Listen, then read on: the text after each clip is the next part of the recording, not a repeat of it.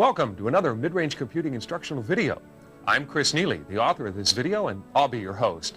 You know, there's little doubt that the subject of network security is of vital interest in today's AS400 environments. Local area networks, distributed computing, client-server technology, and the explosive growth of the internet and other online services such as America Online have created a tremendous need for increased network security. You know, it seems like newspapers and trade magazines are full of stories on some new hacker or virus or some network security violation. Now, the plain reality of life is that network security is a vital day-in, day-out reality of contemporary computing. Well, I've written this instructional video to supply some background, practical, pragmatic guidelines, and general tips and techniques to aid you in tightening the security of your network. This video is not meant to be a be-all and end-all on network security. Rather, proper network security is a never-ending job requiring ongoing reading, study, and eternal vigilance. This video is meant to give you a sound but basic introduction to the concepts of network security. I hope you'll find this video enjoyable, educational, and above all, practical. So, let's get started by reviewing what we'll cover during the course of this video. This video consists of several parts. First, we'll discuss the goals of network security. Next, we'll ask a series of questions designed to help you ascertain the quality of your current network security. Then, we'll take a moment to discuss hackers. Following that, we'll take a brief look at viruses. Then, we'll discuss how network topology can affect network security and end with a recap of basic network security controls. So, let's get started. The goals of network security are as follows. First, to protect data from the #1 cause of network security violations, accidents. Secondly, to protect data from theft, either from outside individuals or from someone inside your organization. Third, network security must protect data from deliberate acts of sabotage or hacking. And lastly, proper network security will protect the physical components of your network. It's important that we make a clarification here. Generally speaking, hackers and malicious individuals are not after your network hardware. As a rule, no one really wants to steal your network cabling, routers, or servers. Rather, it's the data on your network that attracts hackers and other malicious individuals. After all, the data on your organization's network represents the very lifeblood, the cash flow, of your organization. Without the data contained in your network and in the computers attached to your network, your organization could well be out of business. Remember the old rule that information is power. So, while network security is vitally interested in shielding the physical components of your network from harm, bear in mind that, as a rule, it's the data on your network that must be your primary concern. As I mentioned a moment ago, mistakes, errors, or just plain bumbling represent the major threats to your network.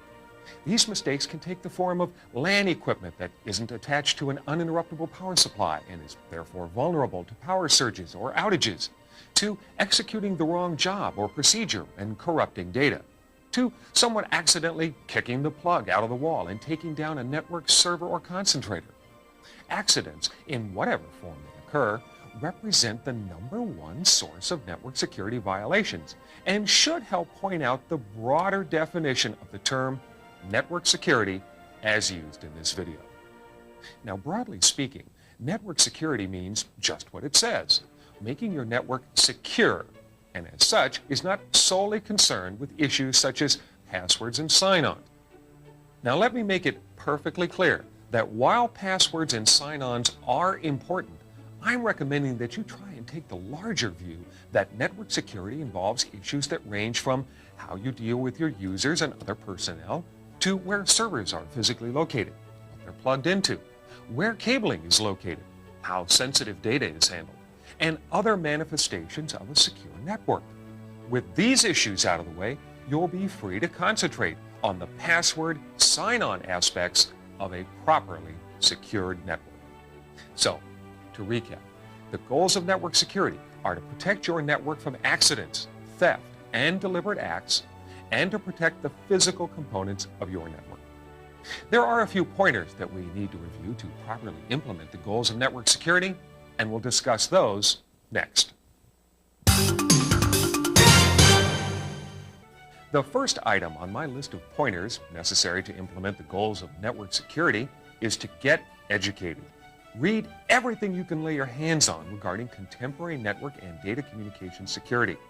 Purchase instructional videotapes and attend the many seminars and symposiums available on this topic. Next, assess your company. In a few moments, we'll be going over a list of questions you need to ask yourself to help establish the current security readiness of your installation. Write down the questions as I give them to you and refer to them on a regular, scheduled basis. Don't forget to make a concerted effort to plug every available hole in your network security. As the old adage goes, knowing without doing is not the same as knowing. Next, make a security plan. Many organizations have disaster recovery plans, but few, in my experience, have an organized, codified security plan. A security plan should be the second item on any IS director's agenda after a disaster recovery plan. Make sure to review these plans regularly. A security plan should apply to all employees, regardless of their rank, within an organization. Nothing will discourage respect for a security plan faster than someone who bypasses security regulations. Integrate your security plan into your company's overall business objectives. Emphasize your security plan in promotional material and annual reports from your company. And when you create your security plan, stick to it. Having the best security plan in the world isn't worth much if it isn't being enforced. Next, inform upper management of the current state of your network security efforts and enlist their support.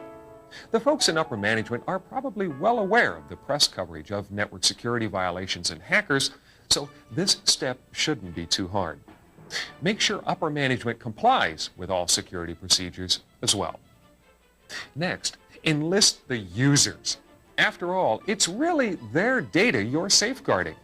Hold regular meetings with users to reiterate the goals of network security and why you need their help in order to realize those goals. Make it clear to all users that they will be held personally responsible for all computer activity that occurs using their password or logon. Also, make it clear to all employees that the MIS department is constantly reviewing the access paths, programs, and procedures of your network and computers. This can have the effect of deterring an individual from even attempting to gain unauthorized access to your systems. Provide a written explanation of your company's security policies and have all employees sign this agreement. Keep these signed agreements on file in a secure location, of course. Some companies, including mid-range computing, require employees to sign non-disclosure agreements. These agreements legally restrict an employee's ability to disseminate classified or sensitive corporate information. Also, you may want to enforce mandatory 2-week vacations for all employees. If someone is tampering with your computer system, they'll probably need to cover their tracks in less time than the 2 weeks of vacation. Establish access levels for all employees. Obviously, an EDP auditor has more potential for tampering with a computer system than a warehouse employee. As a security professional, you should be aware of each employee's potential for violating your network security or gaining access to classified material. You should also provide a monthly or weekly report to each department head detailing the amount of computer or network time used by his or her department. This will allow department heads to monitor for unauthorized usage of the computer or network from within their department. And my last pointer is to bear in mind that some individuals in your organization may chafe at the idea or issues associated with proper network security. Hey, it's okay. You are not the bad cop in this scenario. You, or whoever is responsible for network security, are protecting not only your company, but your jobs as well. Security is often a thankless job, but one that has to be accomplished nonetheless. The life of your company may depend on it. Now that we've set up an action plan that lays the groundwork for good network security, let's move on and ask questions regarding the current state of your company's network security and how to improve it. In this section of the tape, I'll be asking you questions about the current state of your network security.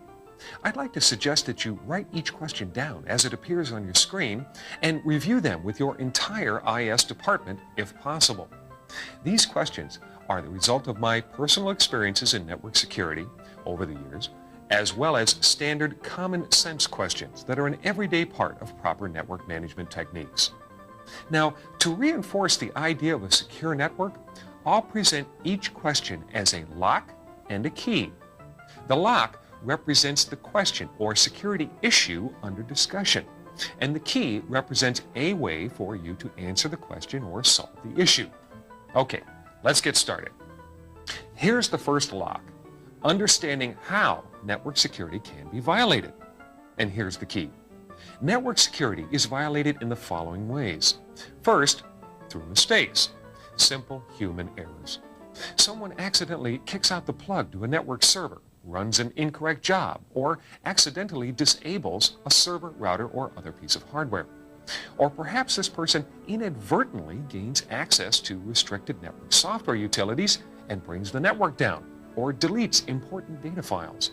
However it manifests itself, human error is the #1 cause of faulty network security. Now, there's not much you can do to prevent simple mistakes, but by employing basic network management techniques, such as will be reviewed in this tape, the number of occurrences of human error can be reduced and the security of your network maintained or enhanced.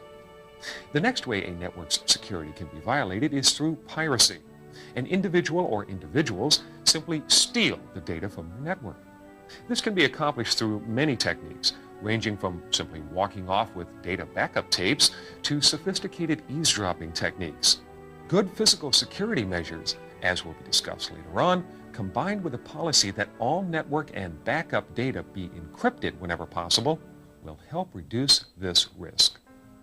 Since a key goal of network security is protecting data, inadequately providing protection for sensitive data represents another violation of network security. The failure of the mechanical components of your network also constitutes a breach of network security. Why? Well, if your network suffers a mechanical failure and you have not prepared adequately for it, not only is your company's network down, with a compensating loss in productivity, but a failed network can be more easily attacked than an operative one. Employee dishonesty also represents a threat to network security. From the simple sharing of passwords in violation of established security policy to industrial espionage, you need to be aware of the possibility of employee dishonesty as a threat to your network. Fire, floods, and other acts of God also represent more tangible threats to your network security. Have you reviewed your company's fire alarm system, sprinkler placement, and use of firefighting agents such as halon? Do you know if your company is located in a floodplain? Water constitutes as much of a threat to your network's operation as fire does. Have you reviewed the earthquake preparedness of your installation? Are network components attached to racks and cabinets that are themselves firmly anchored down? Are computers located on the floor? They should be on raised platforms, if at all possible, to protect them from water damage. Hackers and access to your computer from outside people or agencies can compromise your network security. The improper or unauthorized use of network analyzers can also compromise your network. Well, as you've just seen, threats to your network come in every stripe.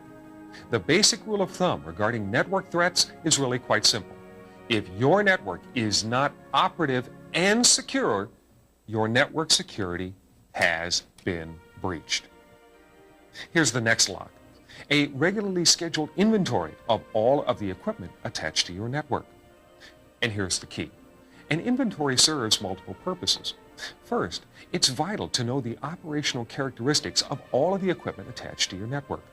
Changes in hardware or software may cause network conflicts that can cripple your network and violate security. Also, without a regularly scheduled inventory, it is possible for individuals to attach unauthorized equipment to your network. This equipment may be in place to analyze your network and collect sensitive information. Here's the lock. Labeling of disks, diskettes, and tapes. And here's the key. Proper labeling of information stored on magnetic media will allow you to quickly locate information. This may be critical should you need to restore valuable information or programs, and may result in a faster recovery of a failed network or network component. Here's the lock. Laptops and other computers that enter your building. And here's the key. It's all too common that disreputable individuals can and do propagate viruses. These individuals range from malicious hackers to bored computer store employees. The upshot is that you should run a complete virus scan of any laptops or other computers whenever they enter your building. Here's the lock. Network cabling. And here's the key. Network cabling is the circulatory system of your network. And much like the circulatory system in the human body, the severing of an important artery or vessel can wreak havoc on your network, disrupting communications and violating network security. And you know, it's even possible to monitor the traffic in a cable and gather sensitive information without having to physically tap the cable. So make network cabling as difficult to get to as possible. Here's the lock. Diskettes. Here's the key. All diskettes should be write protected whenever possible before use. This will inhibit a virus's ability to propagate from an infected computer to a diskette, further spreading the effect of the virus. Here's the lock. A written disaster recovery plan. Here's the key.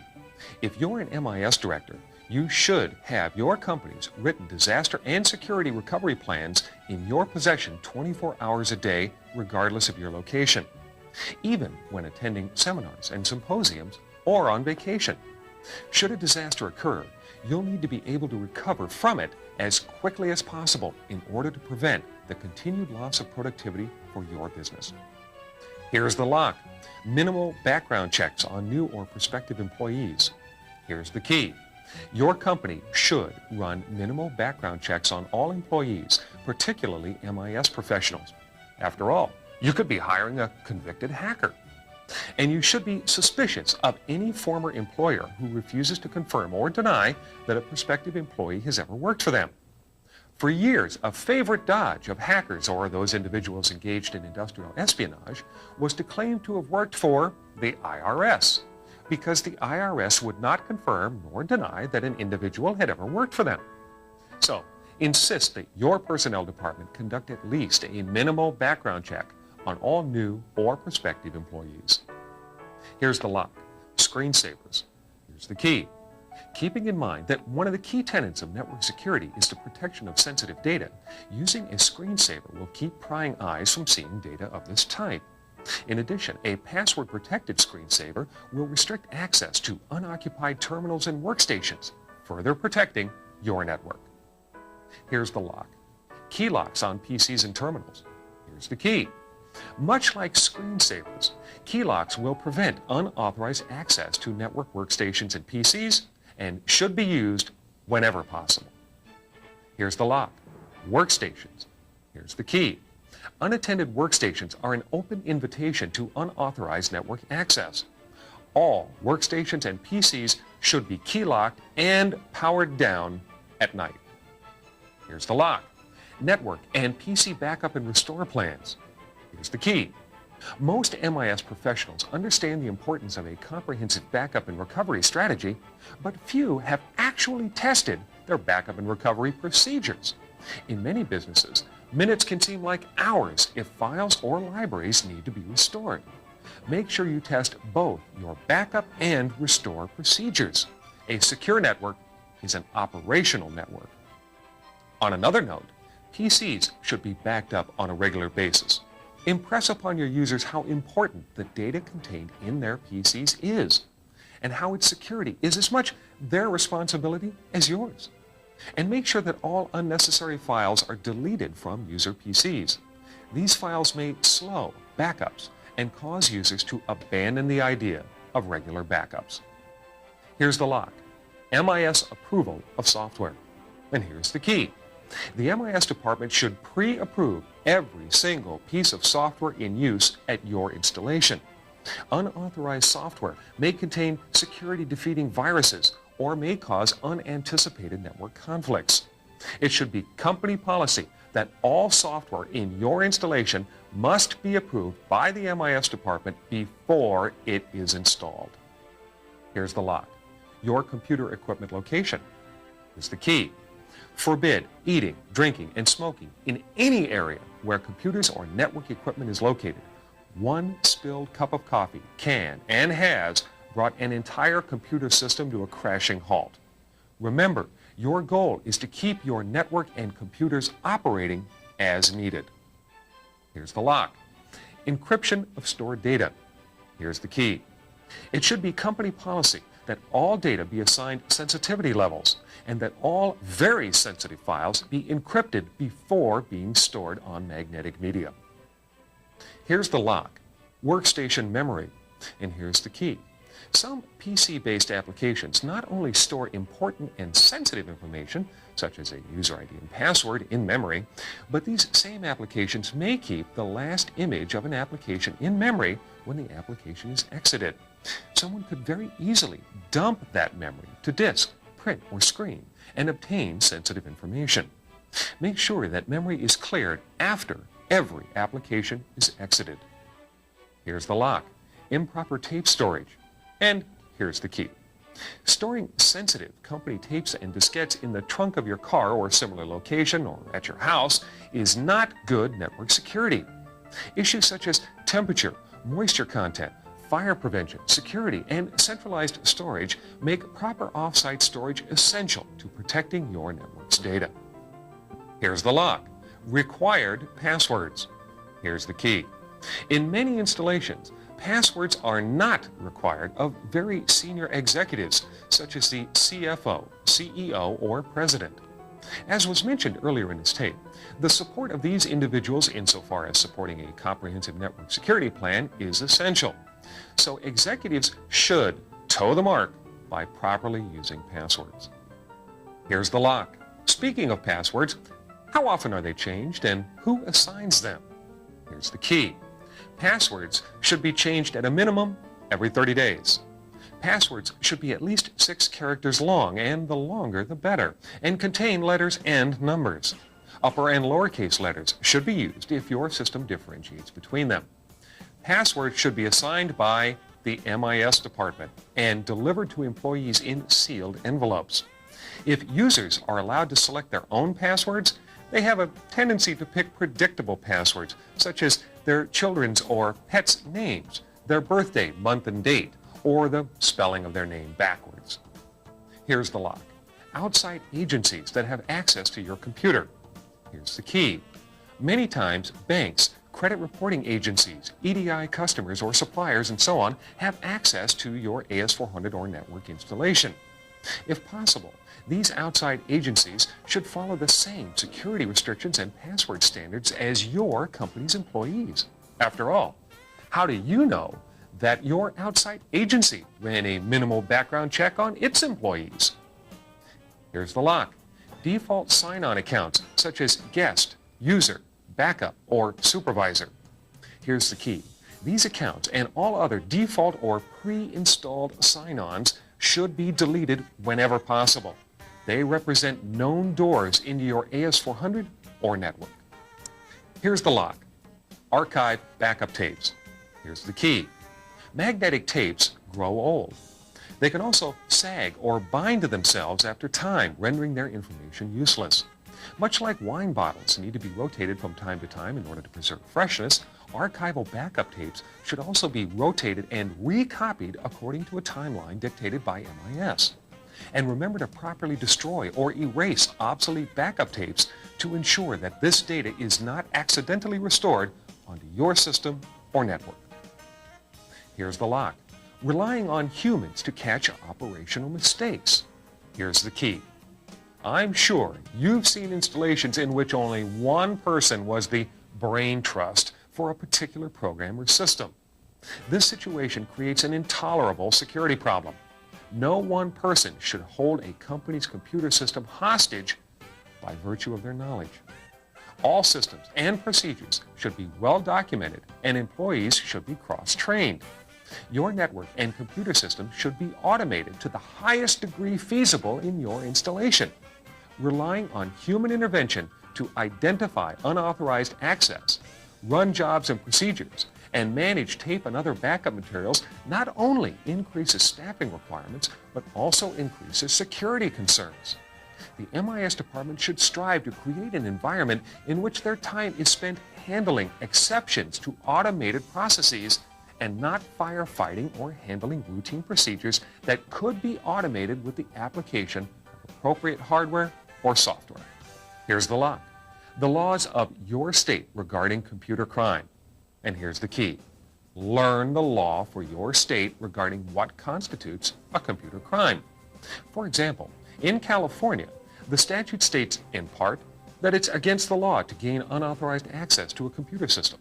It's also against the law for an unauthorized user to alter, damage, destroy, or delete a computer system or its contents.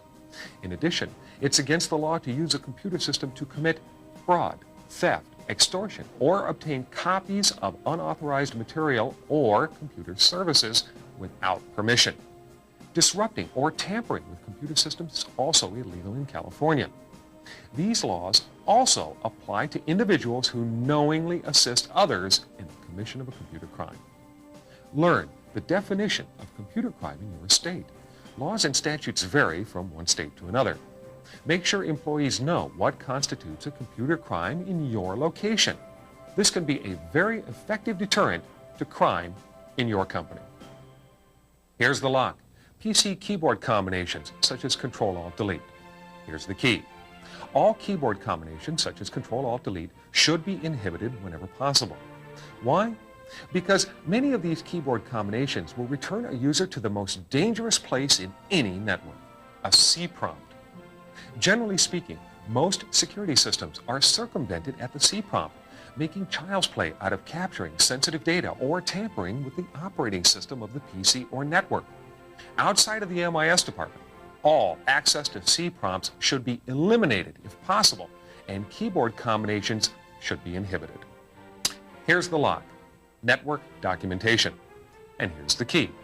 Now, every MIS professional understands the need for good, professional documentation of programs and procedures.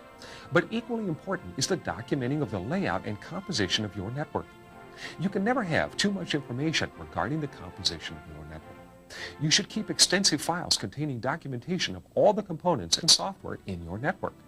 Should a hardware or software conflict or failure plague your network, you'll find this documentation invaluable. Your wiring contractor or whoever installed your network cabling should have supplied you with a CAD/CAM generated map of your network cabling plant. This document, which should also be available to you electronically, should be constantly updated as your network changes. Make sure node addresses and compositions are noted on this documentation. You should also not mount this document on a wall or other surface. This map of your network should be kept in a secure cabinet or electronically on a secure computer. Here's the lock. Dial-in access to your network. Here's the key. Dial-back modems provide a relatively secure method for keeping hackers out of your network. With a dial-back modem, a file is created that contains the phone numbers of people who have been granted access to your computer from the outside. When one of these individuals calls into a dial-back modem, it recognizes the incoming phone number or other codes presented to it and then terminates the connection. It then looks up the phone number of the person who just called and dials them back. Only individuals known to you and listed in the dial-back modem callback file should be able to gain access to your network. If you have people on the road who need access to your computer and are therefore not at established phone numbers that can be called back, there are modems available that provide access for these individuals as well. These modems in question come in sets. The modems generate a password code sequence and are in sync with each other. Therefore, if someone on the road needs dial-in access to your network, he or she simply dials up your location and the two modems, yours at your location and his or her at the remote location, exchange a password sequence and access is granted. Here's the lock. Unsuccessful logins. Here's the key. All access points to your network, either external or internal, should have limitations on them as to how many unsuccessful logins are permitted. Limiting the number of logins is a sure way to deter someone from continuing to attempt access to your network. I'd suggest keeping the number of logins low, say around 3. After 3 unsuccessful logins, the device in question should be automatically varied off or detached from the network. Now, another idea is to see if your computer or network can display the last log-on date and time when a user successfully logs on. This can highlight unauthorized access to your system. On the other hand, some installations allow unauthorized access to their systems by supplying a simple program or procedure for the unauthorized intruder to play with while an alarm is triggered in the MIS department. This aids in locating the unauthorized intruder while he or she is still online. Here's the lock: network servers. And here's the key: remove diskette and CD drives and keyboards from network servers if practical.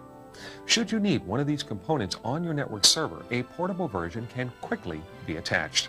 Removing these components will further limit access to your network.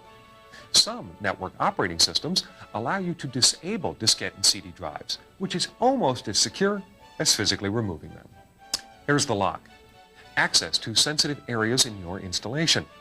Here's the key: the following areas should have strict access controls associated with them: your computer room, areas where servers are located, and your telephone closet or closets. Now, the reasoning behind the first two is pretty self-evident, right? But perhaps you didn't think of the telephone closet as an area needing special security precautions. Well, in point of fact, the telephone closet is actually one of the most dangerous rooms in any installation. Why? Well, this room is rarely entered.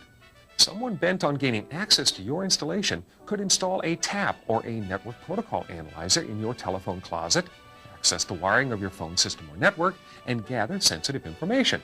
And since few people ever enter the telephone closet, the chances of a TAP or device attached to your wiring being discovered is slim.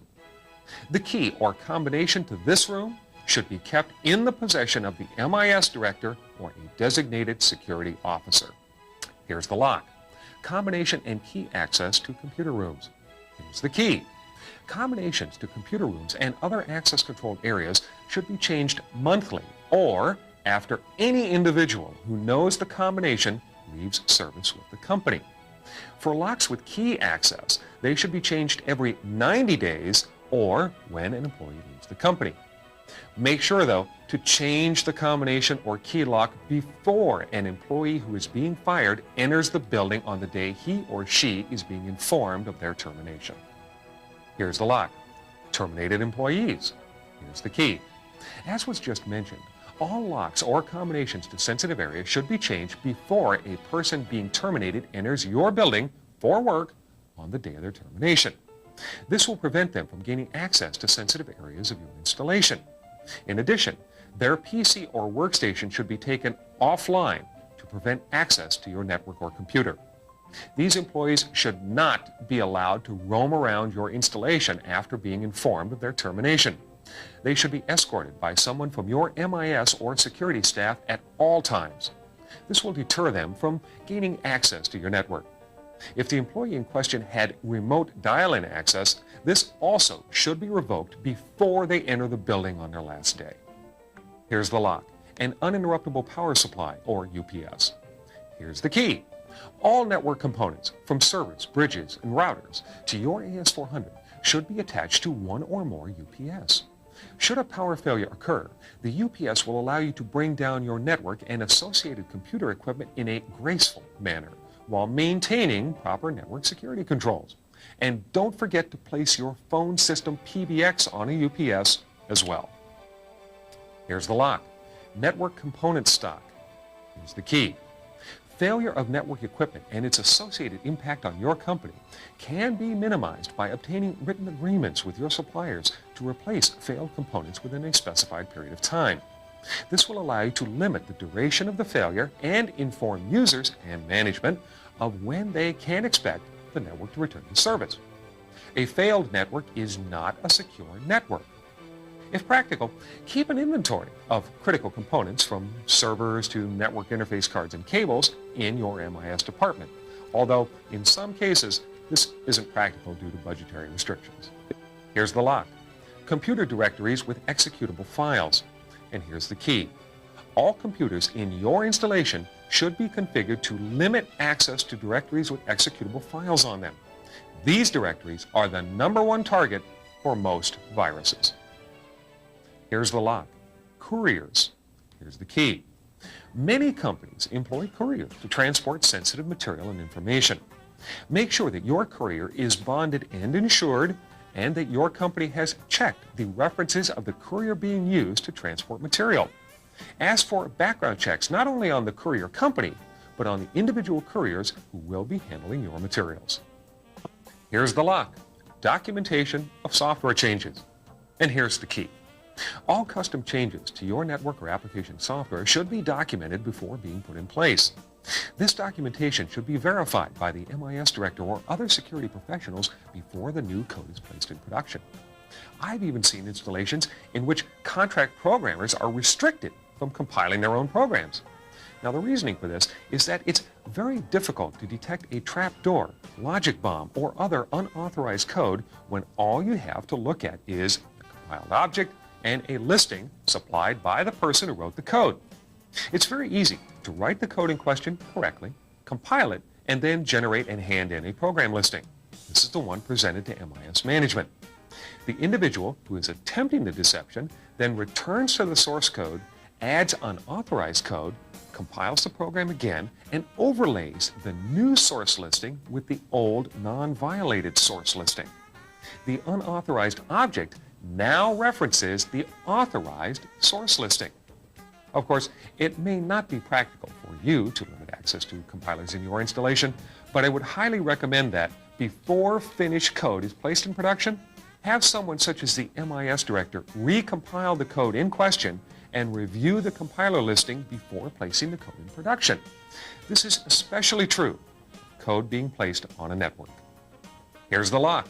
Software that enters your installation. And here's the key. Regardless of its source, all software should be scanned for viruses before being placed in production or loaded onto any computer. This includes software from recognized vendors including names like Microsoft, Novell, and IBM. Here's the lock. Review of proper EDP audit procedures. And here's the key. If possible, employ an EDP auditor to review your EDP activities and security on a regular basis.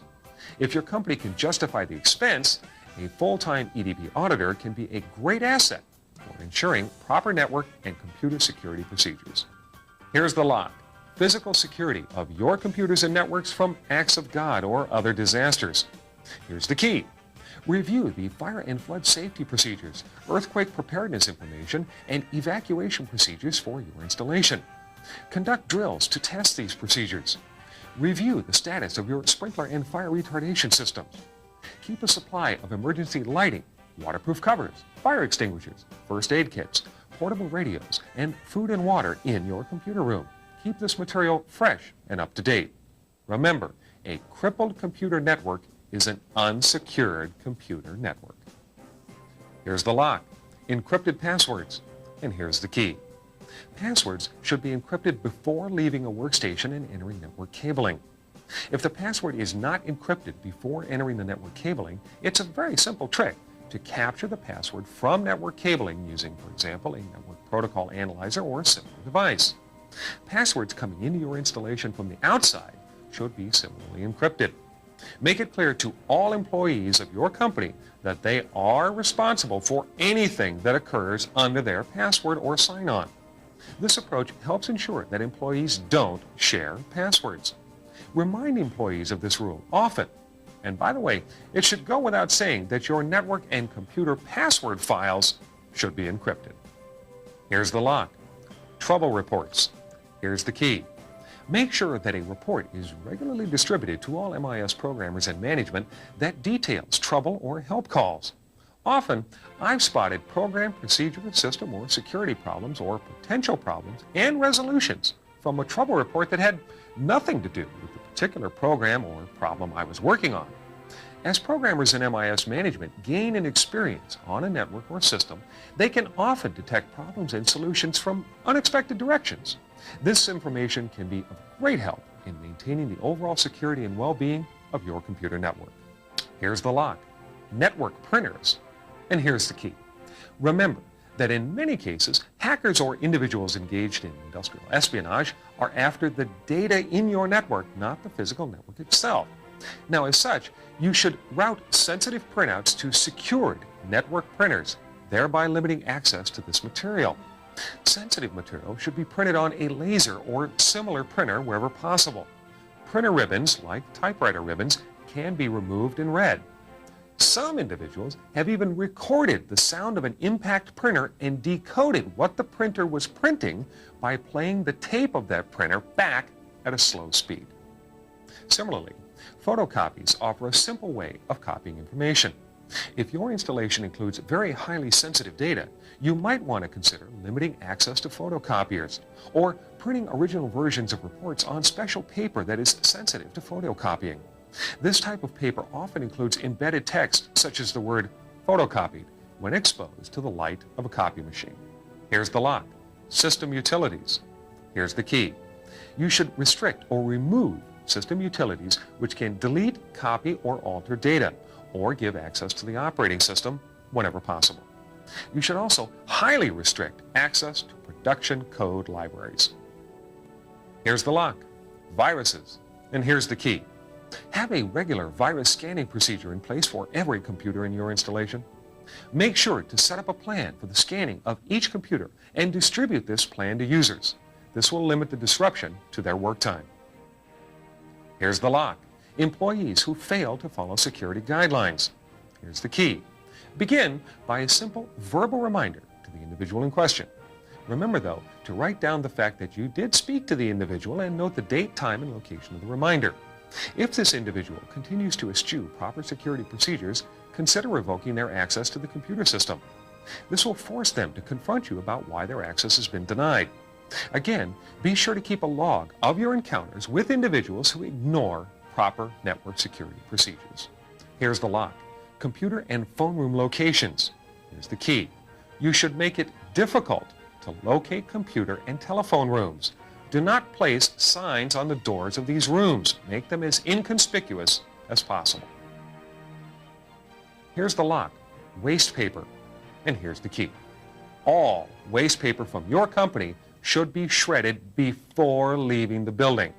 This is especially true of all material from the MIS department, including reports and program listings. Here's the lock: selecting information to secure. And here's the key. In my opinion, you should approach this lock in the following manner. If you wouldn't print a listing of a particular file from your computer in the morning paper of your city because it contains information that you wouldn't want people to see, then that file should be encrypted and proper security controls should be established for all activities involving that file. Some of the more common areas where this rule applies are payroll, accounts payable, accounts receivable, inventory, and engineering drawings and specifications. Payroll is a favorite haunt of hackers and persons bent on fraud. From writing extra checks to moving rounded cents amounts to invalid accounts, to propagating information about pay amounts and salary levels, your payroll system is a prime target for fraud. Remember what the bank robber Willie Loman said when asked why he robbed banks. Well, because that's where the money is. And so it is with the payroll system. Accounts payable systems also invite fraud. Typically, AP fraud takes the form of a dishonest employee who bills your company for some dollar amount with a fake invoice. This employee then pockets the AP check. Accounts receivable systems are similarly abused, with a dishonest employee billing a customer for sales that were never made. Engineering drawings and specifications can be stolen or copied and supply a competitor with valuable information on your company's products. Inventory systems can be manipulated to show incorrect inventory levels. A dishonest employee may be in league with an unscrupulous supplier. The employee lowers the inventory level in the computer, causing the purchase of more inventory, and then the employee gets a kickback from the supplier for the inventory purchased. Or an employee may steal inventory from your company while maintaining a false inventory level on the stolen products. Okay, now that we've looked at some of the locks and keys that help define good, basic network security issues, let's move on to the next section of this tape and take a look at hackers. Despite what Hollywood might try and tell us, there was a time when being referred to as a hacker was a signal honor. Steve Jobs and Steve Wozniak, the inventors of the Apple computer, are self-described hackers. Today, however, the term hacker is not so flattering. Hackers come in several different forms, from unintentional hackers to professional hackers engaged in industrial espionage. Unintentional hackers are individuals who, through design or ignorance, cause a system to halt or crash, or they may simply be outside individuals who gain access to your network for the express purpose of just looking around to see what's there. Generally speaking, these individuals do not constitute a serious threat to your network security. However, they should be discouraged when located. Rookie hackers are individuals who enjoy playing around on a computer or network and enjoy the idea of being a hacker. These individuals are usually easy to trap and typically confine their hacking to password and configuration files. These hackers should be firmly disciplined when discovered in order to prevent them from progressing with their hacker education. Proper password and system utility access procedures will typically thwart this group of hackers. Advanced hackers are individuals who have significant knowledge of system and operating system software and hardware. Their intent is usually to cause damage to a system or to gather passwords for dissemination to other hackers. This class of hacker must be guarded against with vigor. Make sure to use the best password file encryption scheme available.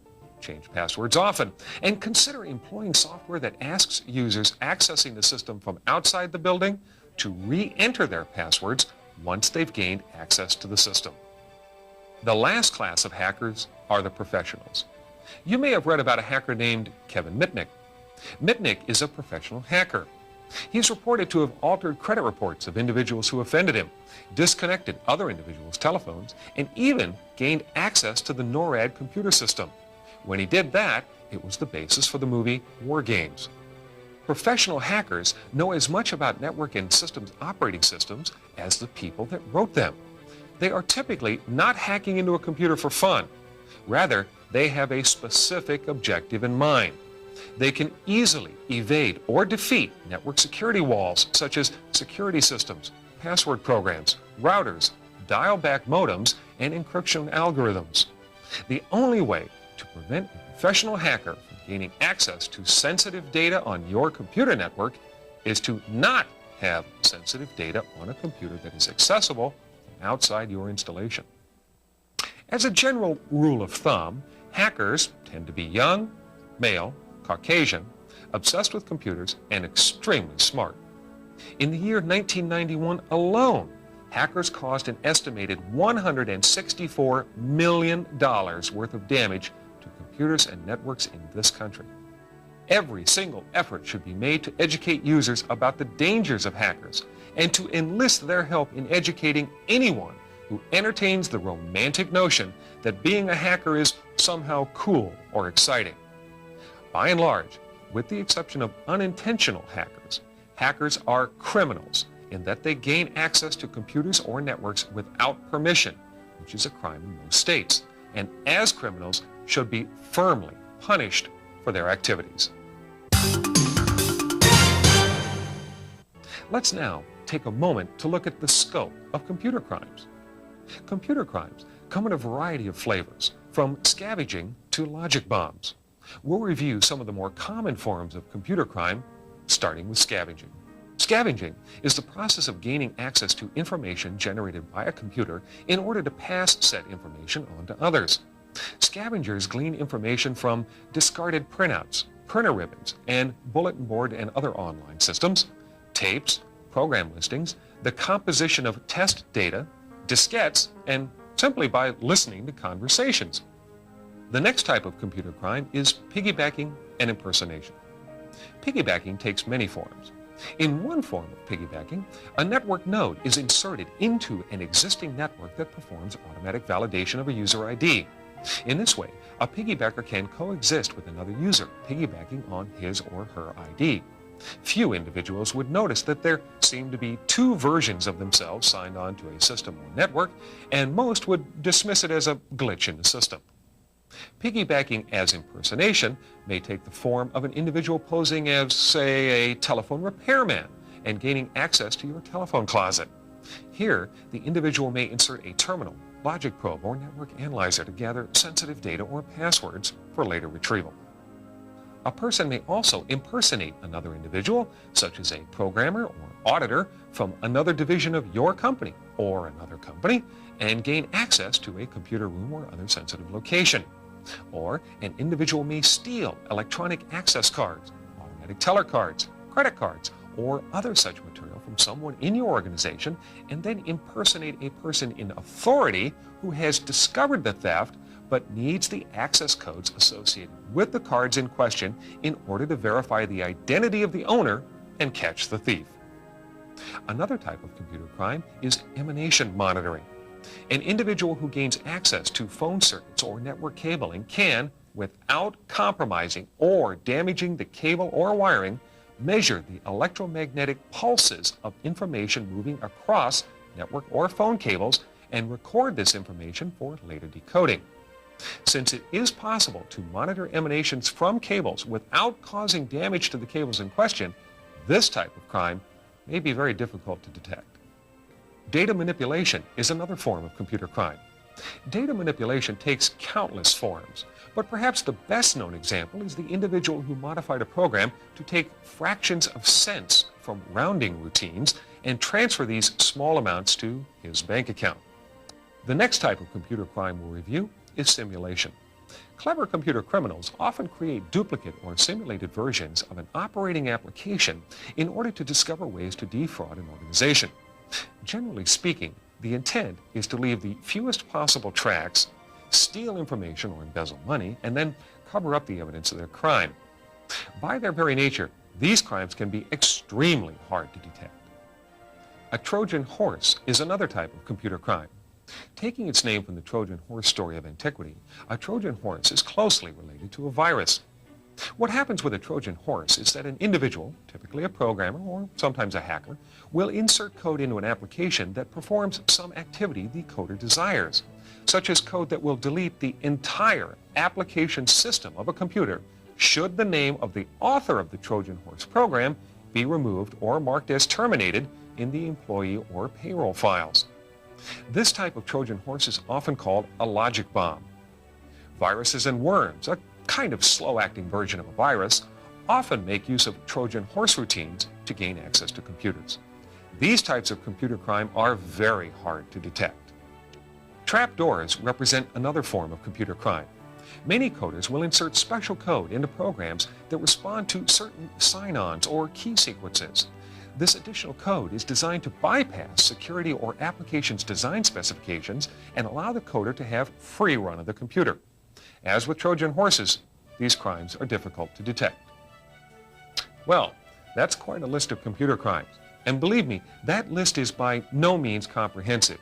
I've merely selected the most common forms of computer crime to include here. Well, now that we've taken a brief look at the types of computer crime, let's review one of the most common contributors to a network security professional's lack of sleep: viruses. The subject of viruses is a difficult one to deal with. On the one hand, viruses do represent a continuing threat to network security. On the other hand, virus attacks are still relatively rare occurrences in most business systems. And actually, one could spend an entire instructional tape discussing the types and causes of viruses, as well as discussing proper methods of virus prevention. However, time constraints will limit my discussion of viruses on this video. So let's start by defining the basic types of viruses. There are 4 basic types of viruses: overwrite, propounding, appending, and insertion viruses. Let's pretend that we have a string of data on a disk that contains the characters 1, 2, 3, 4, 5, 6, 7, and 8. In an overwrite virus, the virus actually writes over a portion of this data as shown here. The original data is destroyed. This virus may continue to destroy more and more data as it copies itself. In a propounding virus, data is pushed aside or relocated on disk, and the virus takes the place of the original data. Data is not typically destroyed, but simply relocated. In an appending virus, an instruction, such as a jump or go-to command, is placed at the beginning of a string of data and directs the computer to jump over data and execute the virus code. In an insertion virus, the virus kind of pushes data to one side and the other and then settles down between the existing data. When the data in this file is read, the virus is activated. The most common results of viruses are loss of productivity, unwanted messages, locked up computers, and corrupted or lost data. And where do viruses come from? Well, viruses typically come from diskettes, online bulletin board services or other online sources, or from sales demo diskettes. Even shrink-wrapped software in consumer stores has been found to contain viruses. You may have seen some of the viruses listed on this slide before, such as Cascade, Dark Avenger, Frodo, Green Caterpillar, Jerusalem, Michelangelo, Stone, and Yankee Doodle. These are just some of the countless number of viruses in circulation today. Generally speaking, viruses are identifiable based on the type of destruction they cause, the type of machines they infect, or which part of the system is infected. Some viruses, like the famous Christmas tree and Cookie Monster viruses, are relatively harmless and don't cause much damage. Other viruses are more serious. Some viruses change data, move decimal points around, or scramble document files. Some destroy data or entire computer systems and networks. Viruses are typically aimed at specific types of computers. Most viruses around today target IBM clone computers. The Apple Macintosh, once thought to be invulnerable to viruses, is also a favorite target of virus authors. Unix systems are also vulnerable to viruses. In fact, it's probably fair to say that due to the difficulty in defining exactly what a virus is, any computer on the face of the planet is vulnerable to virus attack. Viruses attack specific points in a computer. Some viruses attach the boot sector of disks. Some attach to application files. Some attach to operating systems or network operating system files. Some viruses are even designed to infect a disk while reporting to the user that the disk is virus-free. And believe it or not, some viruses are designed to attach themselves to virus protection software diskettes. Watch for the non-visible signs of a virus infection, as shown here. Watch for unexpected changes in an application's file size or timestamp. Look for programs that are now unexpectedly slow to load or respond. Beware of programs that try to write protected diskettes. Look for unexpected decreases in PC memory. Have you noticed unusual increases in the number of bad disk sectors or clusters? And watch for application program files that suddenly appear, disappear, or change size.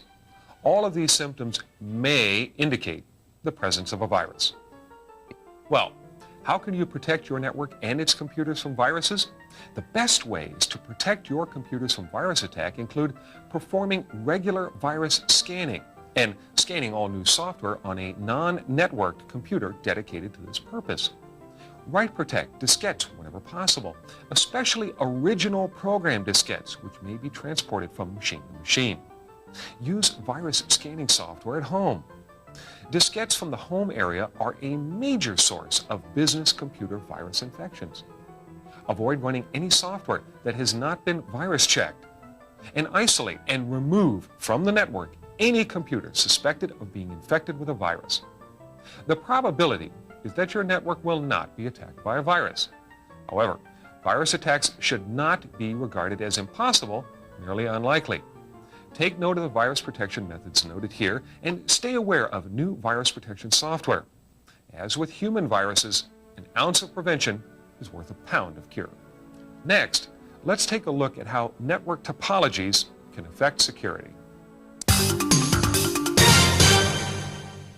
Rather than going into a discussion of what makes up each of the network topologies I'm going to discuss, I'm going to point out the practical security issues associated with each topology. I'll start with the most common network topology, the star. In a star network, there are 7 basic security issues you should be concerned with. First, restrict hub, node, and cabling access. Second, restrict user access to only the resources they need. Next, monitor network activity for unauthorized activity. Next, review the access reports supplied with your network operating system.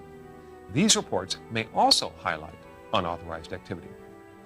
Next, employ the physical security issues discussed earlier in this video. Next, set up a plan for regular network-wide backups. And lastly, review the activity of any remote nodes attached to your computer. Now, it may seem to you as if the security issues just discussed could apply to almost any network topology. And in fact, you'd be quite right, because the star topology is the most widely used topology in computing. It forms the basis from which all other network topologies are secured. I'll illustrate this point by reviewing the security issues associated with a ring topology next. In a ring topology, all of the tenets of a star topology apply. In addition, a ring topology allows you the unique advantage of taking advantage of the availability of a dual ring design, such as FDDI, TPDDI, or CDDI, to create a redundant ring in case the primary ring fails. This second ring may be a significant advantage if your shop cannot afford downtime of any sort. Next, let's look at a bus topology. A bus topology also employs the 7 basic concepts used in securing a star or ring topology, and there are no additional concerns with a bus topology. Next, let's review the security concerns of a dial-up network. Strictly speaking, a dial-up network is not a network topology. However, dial-up networks present unique security issues all their own. In addition to the basic security issues associated with a star network, a dial-up network should include a comprehensive call accounting system to keep track of all inbound and outbound calls. The reports associated with call accounting systems may help you isolate and identify unauthorized contacts. As mentioned earlier in this tape, dial-back modems should be used for dial-in access, and all data leaving your installation across a dial-up network should be encrypted. Well, now that we've discussed securing given network topologies, let's move to the last section of this tape, a recap of basic network security controls. Okay, in this section of the video, we'll review some practical tips and techniques to aid you in establishing a good basic foundation for proper network security. First, keep modems, hubs, and concentrators in locked cabinets whenever possible. Next, remember to virus scan all email. Remember to keep proper temperature and humidity controls in areas where computer or network equipment is located. Next, keep a non-static environment in all areas where network or computer equipment is located. Static electricity can and has crippled a computer or attached network components. Next, keep all users off of network gateway PCs and servers. Consider performing backups for PC users who refuse to. Remember, it's your company's data you're trying to protect. Next, log all equipment in your installation with hidden ID numbers. This will aid you in identifying your equipment should it be stolen and recovered. Encrypt all transmissions whenever possible. Remove all unnecessary communications and system utility code from the computers attached to your network. This includes your AS400. Remove the System 36 and 38 migration libraries if not in use. Use a router as a firewall between your network and the outside world.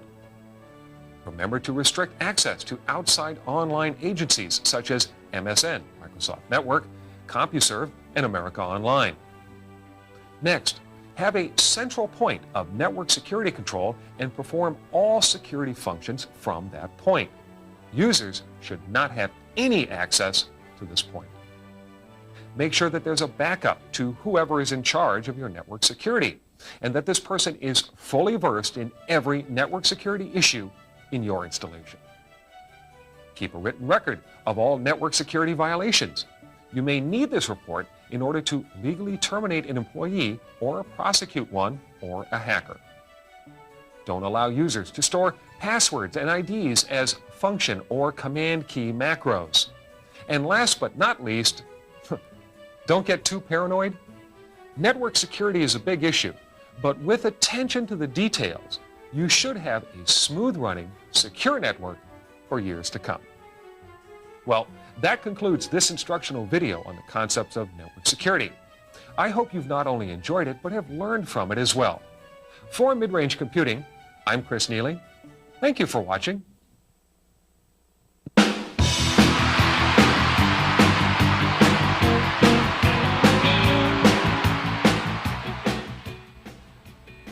Make sure my thing was in the right place. Brain tumor!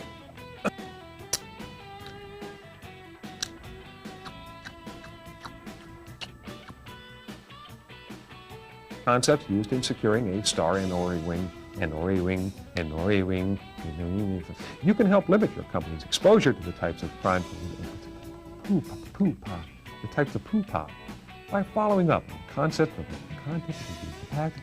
I should forget my career as a rap singer. Operating application. I got runaway tongue syndrome. Chew properly. Weezer. Huh? I'm Chris Neely. Thank you for watching.